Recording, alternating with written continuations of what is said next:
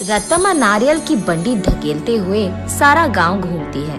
कोई भी उसके पास नारियल नहीं खरीद रहा। उस गांव के सारी गलियां ऐसे घूमती हैं कि उसके पैर भी थक गए। का बेटा, माँ भूख लग रहा है माँ, ऐसे पूछने पर उसे रोना आ जाता है और रत्तम्मा को पता नहीं चलता कि वो क्या करे। तब वो एक जगह उसकी बंडी रोककर एक नारियल काटकर, आज के लिए खाकर अपना पेट भर लो बेटा, कल अच्छा खाना खिलाऊंगी, ऐसे कहकर अपने बेटे को देखते हुए अपने जीवन को कोसती है। मगर वो दोष किसको मानेगी, रत्तम्मा को समझ में नहीं आता। एक समय में रत्तम्मा बाकी गांव वालों की तरह ही छोटे मोटे कूली का काम करती थी, लेकिन उसे लगता है कि उसे उसका मेहनत का फल नहीं मिल रहा। इसी दुख में वो दिन गुजारती थी। कुछ ही दिन पहले रत्तम्मा का पति पी पी कर मर गया। घर के सारे पैसे वो अपने दारू में लगा दिया और घर में एक फूटी कौड़ी भी नहीं है। इसीलिए रत्तम्मा को क्या करे ये पता नहीं चल रहा था और उसे इसी बात का डर था कि वो अपने बेटे को कैसे पढ़ाएगी। एक दिन वो अपने घर के बरामदे में बैठकर यही सोचती रहती है कि वो पैसे कैसे कमाएगी। तभी फैसला करती है कि वो एक छोटा सा व्यापार करेगी। इसी सोच में वो जब सर उठाकर ऊपर देखती है, उसके घर के ठीक सामने मौजूद एक नारियल का पेड़ उसे नजर आता है। तब वो फैसला करती है कि वो नारियल बेचेगी। उसके फैसले के अनुसार ही वो अगले दिन उस गांव के जंक्शन के बीच में नारियल का एक छोटा सा बंडी लगाती है। लेकिन तब तक उसी जंक्शन पे दो और ऐसे व्यापारी थे जो नारियल बेच रहे थे। उन दोनों की वजह से रत्तम्मा का व्यापार ठीक से नहीं चलता है। इसी कारण 2-3 दिनों से रत्तम्मा की बंडी से सिर्फ 2 या 3 नारियल ही बिके थे।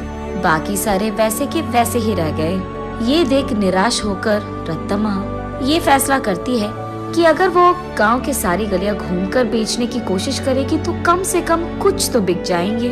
तब जाकर वो ऐसे गलियों में घूमती रही। आंखों में से निकल रहे आंसू को पोंछकर वो बस अपनी किस्मत को कोसकर घर जाने ही लगती है कि बीच रास्ते में उसे एक पाठशाला नजर आती है। उस पाठशाला के बच्चे वहाँ बेच रहे स्नैक्स को देख उस दुकान के चारों ओर घेर कर उनको खरीदने लगते हैं। ये देख रत्तम्मा का बेटा, माँ मुझे भी वो खाना है माँ, ऐसे वो भोला बच्चा पूछता है। ठीक तभी अचानक रत्तम्मा को एक अच्छी योजना सूझती है।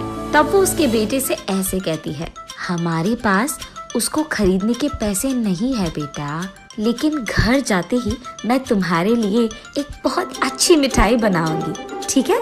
चलो हम अभी घर चले जाएंगे। घर आते ही बचे नारियल में से कुछ ही को काटकर उनसे कुछ मिठाइयाँ बनाती है और उन मिठाइयों को अगले ही दिन उस पाठशाला के पास बेचने लगती है। उस दिन तक किसी ने भी नारियल से बनाए हुए मिठाई को वहाँ पे नहीं बेचा था, इसीलिए पाठशाला में मौजूद सारे बच्चे एक ही बार में वहाँ आकर सारी मिठाइयाँ खरीद लेते हैं। बस रत्तम्मा की खुशी का कोई सीमा नहीं। घर जाते ही वो नारियलों से दूसरी तरह की मिठाई बनकर अगले ही दिन वहाँ आकर उसे बेचती है। पिछले दिन की तरह ही बच्चे वहाँ आकर सारी मिठाइयों को खरीद लेते हैं। लेकिन कुछ बच्चे ऐसे पूछते हैं, आंटी कल जैसे मिठाई नहीं है क्या? कल लेके आऊंगा बेटा। ये कहकर घर पहुंचते ही अगले दिन के लिए नारियल से ही 2-3 प्रकार की मिठाइयाँ बनाती है। तीसरे दिन भी सारी मिठाइयाँ बिक जाती है। तब वहाँ मौजूद बाकी व्यापारी ये देख रत्तम्मा के पास आकर ऐसे कहते हैं, अम्मा कुछ मिठाइयाँ हमको भी बेचो, वो हमारे दुकान में बेचेंगे हम तुम्हें दुगना पैसे देंगे इनके लिए, ऐसे कहते हैं। ये सुनकर रत्तम्मा इस बार ज्यादा मात्रा में मिठाइयों को बनाकर अगले दिन वहाँ के व्यापारियों को बेचती है दुगने गुना में। बचे सारे पाठशाला के बच्चों को हमेशा की तरह बेचती है। ये देख बच्चे सारे वापस रत्तम्मा के पास ही मिठाइयाँ खरीदते हैं। ये देख बाकी व्यापारी रत्तम्मा से ऐसे कहते हैं, तुम अगर ऐसे ही हमारे बगल में दुकान लगाकर वही मिठाइयाँ कम दाम में बेचोगे तो हमारा धंधा कैसे चलेगा मैम? अगर तुम्हें बेचना है तो हमारे ही दाम पे बेचना होगा। तब रत्तम्मा, लेकिन बच्चे इतने दाम पे कैसे खरीदेंगे? उस सब से हमारा कोई लेना देना नहीं। अगर यहाँ धंधा करना है तो हमारी सुनो, वरना यहाँ से निकल जाओ। ऐसे कहते हैं। ये सुनकर रत्तम्मा उसके घर पहुंचकर बहुत सोचने लग जाती है। अगले दिन वो उस पाठशाला के पास एक बड़ा सा मिठाई का दुकान ही खोल देती है। उसमें सिर्फ नारियल से बनाई हुई मिठाइयाँ ही बेचती है। अब रत्तम्मा को किसी से कोई लड़ाई करने की जरूरत नहीं पड़ेगी। दूसरी तरफ रत्तम्मा की तरह नारियल से मिठाई बनाकर बेचने वाला उस गांव में और कोई नहीं था। अब इस कारण रत्तम्मा की मिठाई का दुकान सिर्फ बच्चे ही नहीं बल्कि सारा गांव जाता था। कुछ ही दिनों में रत्तम्मा अमीर बन जाती है और उसी पाठशाला में वो अपने बेटे को पढ़ाती भी है।